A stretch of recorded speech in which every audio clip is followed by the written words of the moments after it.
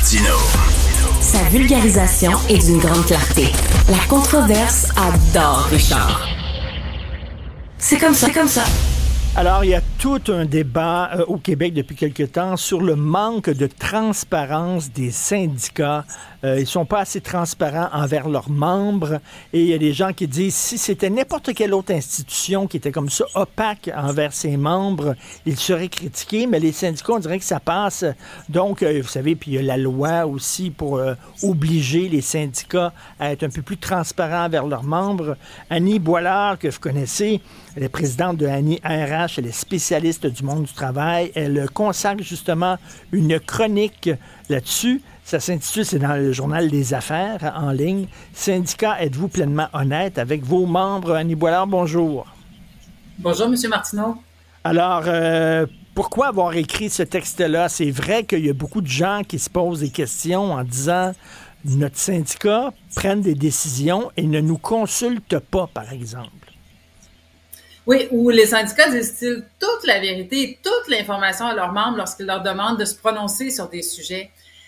Moi, je suis d'accord avec ce que vous disiez d'entrée de jeu. Parfois, on laisse passer, je trouve qu'on laisse passer un petit peu facilement pour les syndicats de l'information. Oui. Moi, ce que je remettais en question, tu sais, j'avais été, moi, très interpellée quand il y avait eu l'histoire d'Amazon il y a à peu près un an et demi maintenant, où les médias avaient rapporté que les employés s'étaient dit ultra surpris quand ils avaient eu la nouvelle que Amazon allait fermer ses entrepôts.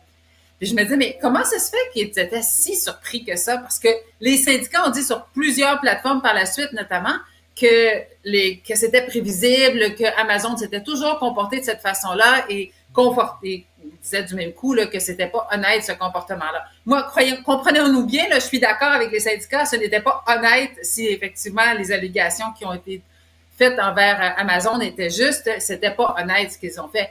Je dis pas que je suis d'accord avec ce qu'ils ont fait, mais comment se fait-il que les employés étaient si surpris? Et quelle information les syndicats ont-ils dévoilé aux employés pour que les employés décident de créer une unité d'accréditation puis de se syndiquer? J'étais restée avec ce point d'interrogation-là dans la tête, puis je trouvais qu'il y avait un deuxième cas qui était revenu dans l'actualité. Et des fois, il y a des syndicats aussi qui ont des demandes qui peuvent être perçues comme vraiment trop grandes pour l'entreprise. Et l'entreprise préfère fermer que d'accepter ces demandes-là. Et peut-être que le syndicat n'avertit pas suffisamment ses membres des risques encourus, c'est-à-dire, vous voulez voter pour la grève, oui, mais il y a un fort risque que l'employeur ferme l'usine et vous allez perdre peut-être votre job. On dirait que le syndicat ne dit pas ce genre d'informations-là à ses membres. Bien, c'est la question que je pose. Êtes-vous pleinement transparent? Dites-vous toute l'information. Puis, on pourrait imaginer que les syndicats, par exemple, dans l'histoire d'Amazon, pourraient argumenter en disant, oui, mais l'entreprise, elle n'avait pas le droit de faire ça. C'était illégal de fermer pour des fins de syndicalisation. On serait d'accord avec le syndicat.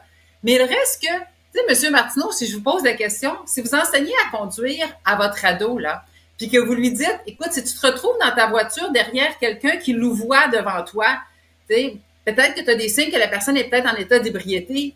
Allez-vous, comme bon père de famille, lui dire, mais jamais personne n'est supposé conduire en état d'ébriété, fait que continue ta route comme si rien n'était?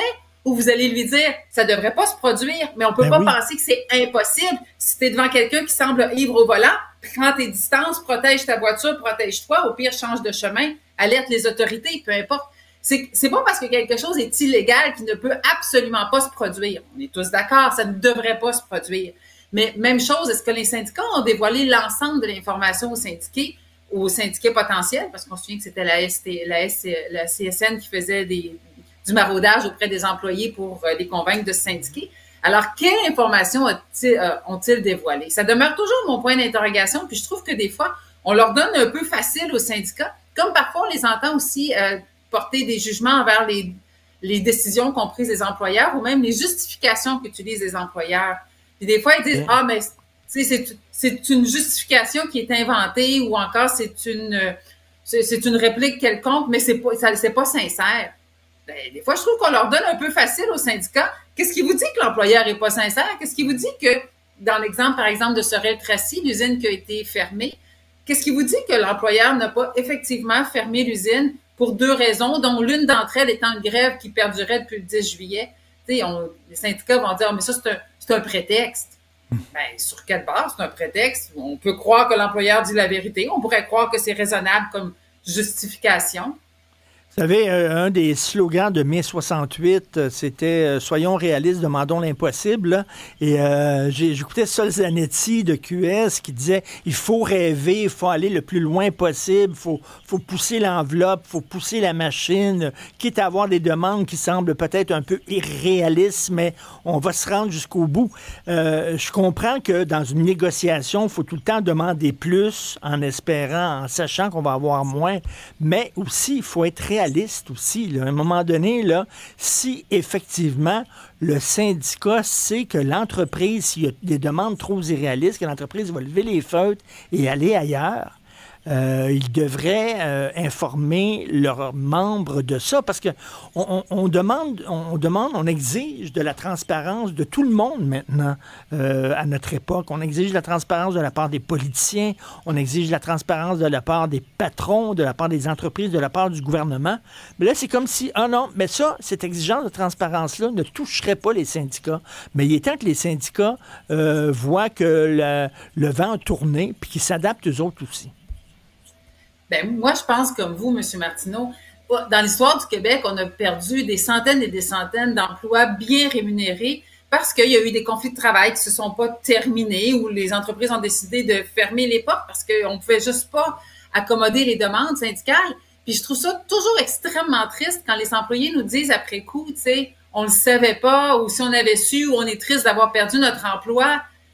Ben, je comprends les employés de dire, écoutez, comment ça se fait qu'on s'est retrouvés là-dedans, puis quelle information nous a été transmise, puis nous avons-nous eu toute l'information.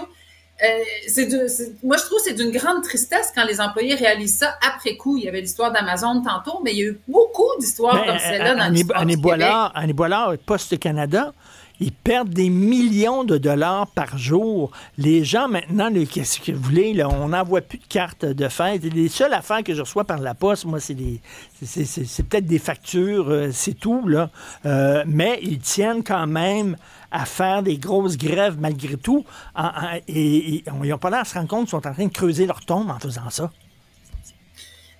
C'est ça. Puis moi, je vous dirais, M. Martineau, moi, je suis d'accord avec le droit d'association des employés à 100%. Je suis d'accord avec le droit de grève. Je n'essaie pas de venir interférer là-dedans. Mais je me dis, quand on donne aux employés, on leur demande de voter, il faut leur demander de voter sur toute l'information requise. L'exemple de Poste Canada, c'est un bon exemple. Est-ce pour le mieux pour les employés? Est-ce qu'ils ont vraiment toute l'information? Parce qu'on pourrait croire qu'ils sont aussi à risque de perdre certains de leurs privilèges aussi dans tout ça. Et est-ce qu'ils ont toute l'information? Puis c'est toujours ça qui me vient en tête. Je trouve ça d'une grande tristesse quand les employés déposent leur confiance auprès de leurs représentants syndicaux, puis qu'après coup, ils sont surpris. Puis moi, je pense que les syndicats sont capables de faire mieux, sont capables d'être plus transparents envers leurs membres, puis de mieux transférer l'information pour que les employés décident en toute connaissance de cause. Et là, on sera tous d'accord. S'ils savent les risques de leurs décisions puis qu'ils les prennent, moi, je vais supporter les employés qui sont regroupés puis qui ont fait des demandes ou des réclamations, mais on veut qu'ils le fassent en toute connaissance de cause. L'inverse est triste. Exactement, et qu'ils prennent le vote de grève quand tout le monde est là pas 4 heures après, là, quand tout le monde a sacré le camp parce qu'ils ont autre chose à faire, puis il reste rien que les crinqués dans la salle qui vont voter pour. Là. Bref, c'est à lire sur le site de Les Affaires Syndicats. Êtes-vous pleinement honnête avec vos membres? Annie Boilard, présidente de Annie Arèche et spécialiste du monde du travail. Merci beaucoup. Bonne journée. Ça fait plaisir, M. Martineau. Bonne journée.